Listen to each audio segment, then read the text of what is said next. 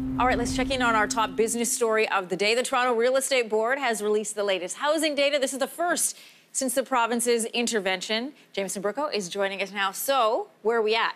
We are seeing the results that I think the government interventionists wanted to see, Anne-Marie. At least on the surface, we're seeing sales plummet, active listings soaring. That's the kind of thing that usually puts some pressure on prices, but not so much.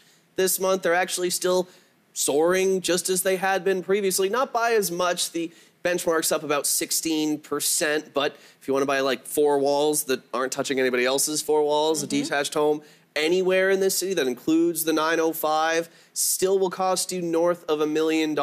And the problem is, of course, you know, we had so many months of sales soaring, listings shrinking, happening over and over and over again. 1 month of things moving in the opposite direction does not a correction make. We need to see this happen over and over and over and over again before we actually see prices in real terms start to claw back. So that's one thing we're going to be looking at, Anne-Marie, all day on BNN, is whether or not anything short of a big recession can cause that to happen. Because one little piece of data that, you know, I've had an hour to look at it so far, but give me a whole day, I'll tell you what else I can find. Condos still soaring. Really? Prices aren't decreasing at all. They're actually up 30% nearly across the city. What? So if this whole process, this whole intervention, it's ostensibly supposed to be so that people can get a foothold in the market. That's supposed to be condos, but if they are still climbing the ladder way faster than any other segment in the market, kind of begs the question of whether this is working. Tough to say so far. There's a whole lot of people listening to you right now that have just decided to continue living with their parents.